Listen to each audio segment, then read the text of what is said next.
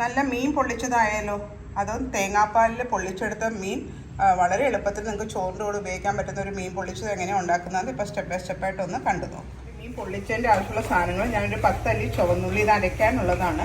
10 അല്ലി ചുവന്നുള്ളി, ഒരു 10 അല്ലി വെളുത്തുള്ളി, ഒരു കഷ്ണം ഇഞ്ചി, ഒരു ചെറിയ തണ്ട് കറിവേപ്പില, 1/2 ടീസ്പൂൺ പെരുംജീരകം, 1 ടീസ്പൂൺ കുരുമുളക്. അത് നമ്മൾ നല്ലൊരു അരച്ച് പേസ്റ്റ് ആക്കും. പിന്നെ ബാക്കി കുറച്ച് ഇൻഗ്രീഡിയൻസ് ഉണ്ട്. ഒരു സവാള ചെറുതായിട്ട് അരിഞ്ഞത്, ഒരു തക്കാളി, പച്ചമുളക് സ്ലിറ്റ് ചെയ്ത്, പിന്നെ 4 കഷ്ണം മീൻ എടുത്തിട്ടുണ്ട്. പിന്നെ തേങ്ങാപ്പാൽ, വെളിച്ചെണ്ണ, കടുകൊക്കെ വേണ്ടത് ചേർക്കുന്നതനുസരിച്ച് ഞാൻ പറഞ്ഞുതരാം.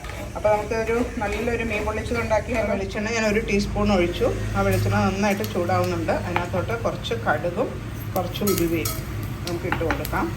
കടുകും ഉലുവയൊക്കെ നന്നായി പൊട്ടി വരുന്നുണ്ട്. അതിനകത്തോട്ട് നമുക്ക് ഒരു സവാള കുഞ്ഞിതായിട്ട് അരിഞ്ഞത് അത് നമുക്ക് ഒരു ലൈറ്റ് ബ്രൗൺ ആവുന്ന ഓരോന്ന് വഴറ്റി കൊടുക്കാം. അപ്പോഴേക്കും ഞാൻ നമ്മൾ നേരത്തെ കാണിച്ച അരപ്പിനുള്ള സാധനങ്ങളൊക്കെ അരച്ചൊരു പേസ്റ്റാക്കി എടുത്തുകൊണ്ട് സവാളയും ഒക്കെ ചെറുതായിട്ടൊന്ന് വാടി വരുന്നുണ്ട്. ഞാൻ നന്നായിട്ട് ഉലുവ ഇട്ടിട്ടുണ്ട്. എന്തിനാണെന്നറിയോ, ഉലുവ നമുക്ക് ദേഹത്തിന് വളരെ നല്ലതാണ്, പ്രത്യേകിച്ച് ഡയബറ്റിക്സുകാർക്ക്.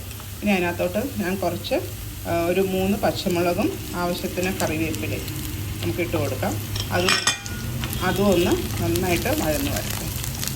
സവാളയൊക്കെ കിടന്നിപ്പോൾ ഓൾമോസ്റ്റ് ഒരു ലൈറ്റ് ബ്രൗൺ ആയിട്ടുണ്ട്. ഒരു ഇച്ചിരി കൂടെ ഒന്ന് വഴന്ന് കിട്ടുമ്പോൾ.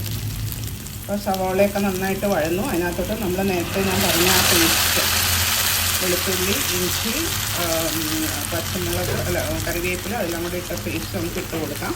അതിനെ നന്നായിട്ടൊന്ന് വഴറ്റിയെടുക്കണം. ഇത് വഴറ്റുമ്പോൾ നമുക്ക് തീയൊന്ന് മീഡിയത്തിലാക്കണം. എന്താണെന്ന് വെച്ചാൽ അരപ്പ് കരിഞ്ഞ് പോകാതിരിക്കാൻ വേണ്ടിയിട്ടാണ്. മീഡിയം തീയിൽ എടുത്തിട്ട് വേണം ഇത് വഴറ്റി റെഡിയാക്കി എടുക്കാൻ. അതിൻ്റെ കൂടെ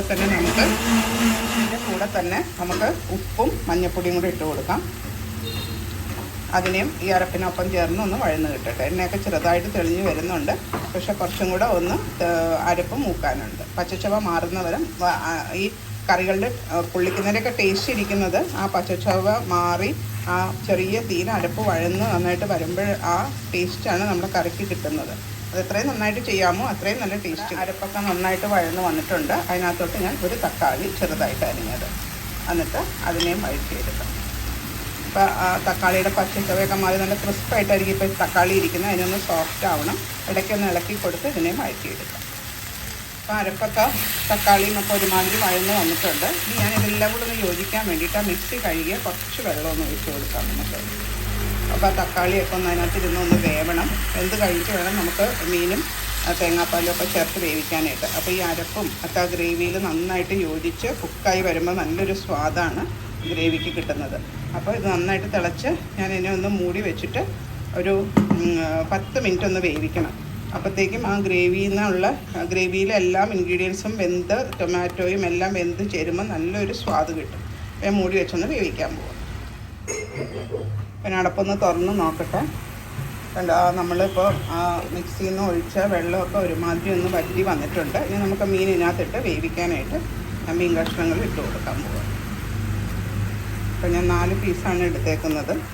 അപ്പോൾ ആ മീൻ കഷ്ണങ്ങൾ അതിനകത്ത് കിടന്നൊന്ന് വെന്ത് വരും. ഇപ്പം തന്നെ ആ മീൻ കഷ്ണത്തിന് ഒന്ന് മറിച്ചിട്ട് കൊടുക്കാം. അപ്പോൾ അതായത് പിന്നെ നമുക്കത് കുക്കായി കഴിഞ്ഞാൽ നമുക്കത് ഇളക്കാൻ പറ്റില്ല. അപ്പോൾ 2 സൈഡിലും അരപ്പൊക്കെ ഒന്ന് പിടിച്ചോളും. മറിച്ചിട്ട് കൊടുക്കാം.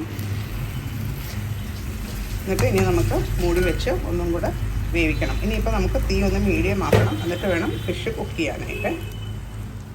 ഇപ്പോൾ ഒരു 5 മിനിറ്റ് കഴിഞ്ഞു. ഞാനത് തുറന്ന് നോക്കി. കണ്ടോ, നമ്മുടെ മീനൊക്കെ വെന്ത് ആ ചാറൊക്കെ വറ്റി വരുന്നുണ്ട്. ഇതിനകത്തോട്ട് നമുക്ക് തേങ്ങാപ്പാൽ ഒരു 3/4 കപ്പോളം തേങ്ങാപ്പാൽ നമുക്ക് ഒഴിച്ചു കൊടുക്കാം. ഇനി നമ്മൾ ആ തേങ്ങാപ്പാലിൽ ഇരുന്ന് വേണം വേവാനായിട്ട്.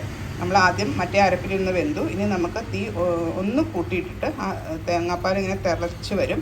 അത് കഴിഞ്ഞിട്ട് തീ ഒന്ന് കുറച്ചിട്ട് നമുക്കൊരു 2-3 മിനിറ്റ്സ് കൊണ്ട് കുക്ക് ചെയ്ത് ചാറ് വറ്റിച്ചെടുക്കാം.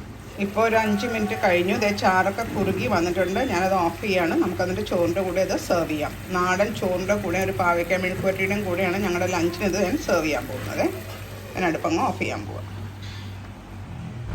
അപ്പോൾ എല്ലാവർക്കും ഇഷ്ടമായെന്ന് വിചാരിക്കുന്ന ഈ റെസിപ്പി എല്ലാവരും ട്രൈ ചെയ്തിട്ട് എൻ്റെ ചാനൽ സബ്സ്ക്രൈബ് ചെയ്യാനും മറക്കരുത്. നോട്ടിഫിക്കേഷൻ ബെല്ലും ഒന്ന് പ്രസ് ചെയ്തേക്കണം.